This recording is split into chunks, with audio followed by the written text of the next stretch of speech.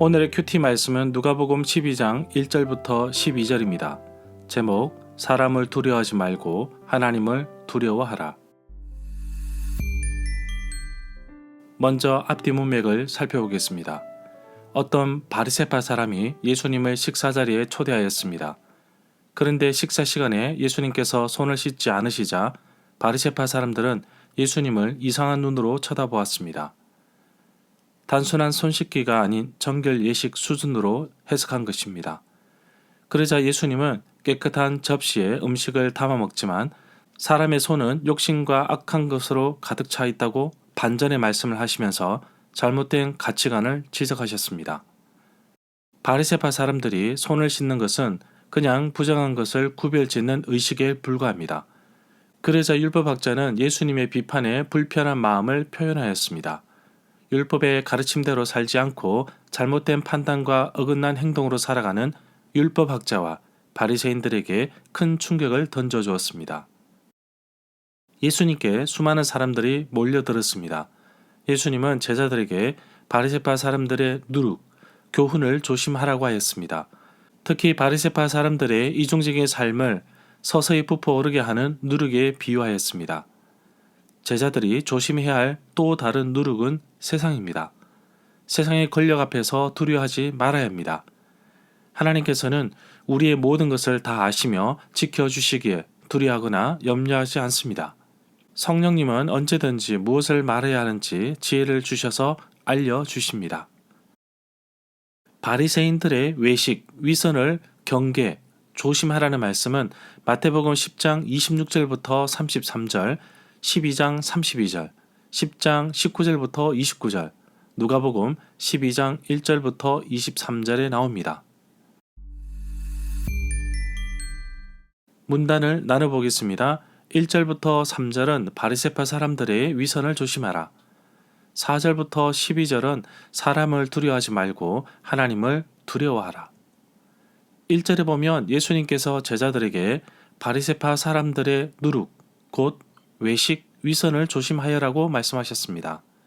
이 구절에 주의하라는 경고가 나오는데 누가복음 11장 39절부터 52절로부터 예수님의 제자들과 제자가 되기를 바라는 모든 사람들을 위하여 생기는 결론을 이끌어내었습니다. 이 구절에서 말하는 외식에 대해서 알아보겠습니다. 외식이란 의식적인 불성실과 위장을 뜻하는 것이 아니라 참과 거짓, 요구와 실제 사이의 괴리를 짐짓 보지 못하는 것을 뜻합니다. 이 구절에서 언급된 누룩에 대해서 알아보겠습니다.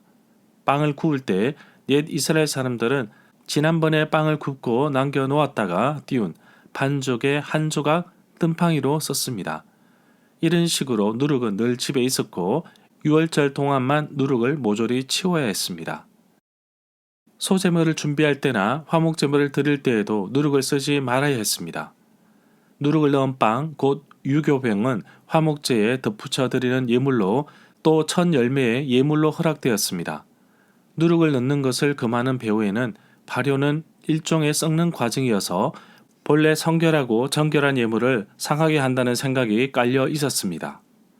누룩에는 퍼지는 성질이 있는데 바리새인들의 교훈에 영향을 받지 않도록 조심하라는 경고와 누룩의 비유는 이 성질에 근거를 두고 있습니다.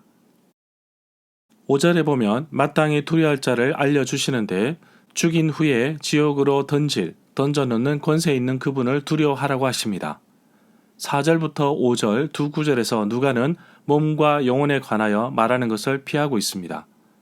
그런 이유는 누가복음의 독자들이 이러한 히브리식 표현 방식을 그리스적, 헬라적인 인간관에 의해서 이해하고 그 때문에 오해하게 될 것이기 때문에 피하고 있는 것입니다. 그러나 마태복음 10장 28절에서는 몸과 영혼을 다루는데 마태복음의 대상이 유대인이기 때문에 자연스레 히브리식 표현 방법이 더 유익하다고 본 것으로 생각됩니다. 6절에 보면 이 구절에 나오는 아사리온에 대해서 알아보겠습니다. 소액의 동전입니다. 그다지 가치가 없는 돈으로 생각하셔도 됩니다. 아사리온을 번역하는 데 있어서 영어 성경 RSV와 SNT는 이것을 한 페니로 번역하였는데 우리나라 말로는 한 푼으로 볼 수 있습니다. 영어 성경 PV는 거의 공짜로라고 번역하였습니다.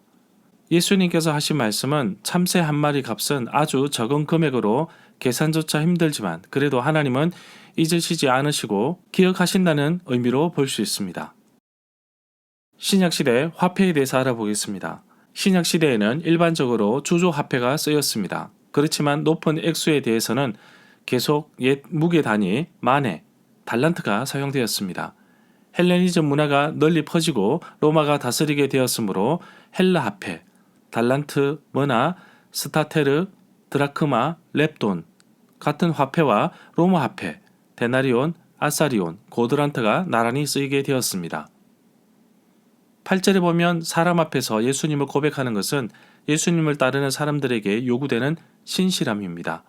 예수님을 시인하거나 반대하는 것에 대해서 자세하게 기록되어 있는데 예수님께 고백, 시인하는 것에 대해서는 예수님 자신이 그것을 인정, 시인하시겠다고 약속을 하셨습니다. 10절에 보면 용서를 받지 못하는 것은 예수님 자신을 모독하는 것이 아니라 성령을 모독하는 것입니다. 예수님은 8절부터 9절에서 인자에 관해서 마치 자기가 아닌 제3자에 관해서 말하듯이 말씀하십니다. 다른 한편에 이 인자의 판결 내지 하나님의 심판대 앞에서의 그의 입장 표명은 오직 사람이 예수님에게 어떻게 했는가에 따라 결정됩니다. 이와 같이 예수님만이 심판의 척도입니다.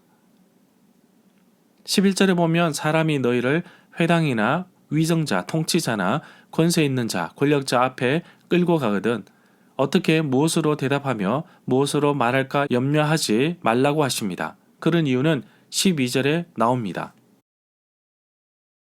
12절에 보면 바로 그때 성령께서 너희가 무슨 말을 해야 할지 가르쳐 주실 것이라고 하십니다. 성령과 예수에 대한 고백이라는 표제는 이 마지막 말씀을 첨가하도록 이끌어갑니다.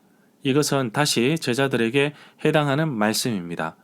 여기서처럼 종종 관찰할 수 있는 현상은 예수님의 특정한 말씀들이 내용의 연관성에 따라 배열되었다는 것입니다. 절마다 상세한 설명과 구절 해석, 핵심 내용과 중심 줄거리는 네이버 블로그에 올려져 있습니다. 내게 주시는 교훈입니다. 우리가 실제로 걱정하고 염려하는 일의 80%는 일어나지 않는다고 합니다. 진짜로 염려하고 두려워할 것은 바로 우리의 삶을 이끄시는 하나님이십니다. 그렇다고 해서 하나님은 공포의 하나님, 심판의 하나님만은 아닙니다. 때로는 우리가 어려움에 처할 때 지혜의 언어도 주시고 우리의 모든 것을 다 알고 계신 하나님께서 우리가 어떤 길로 가야 할지 친히 이끄십니다. 언제나 나를 귀하게 여기시고 하나님의 자녀답게 살 수 있도록 이끄신 하나님께 감사드립니다.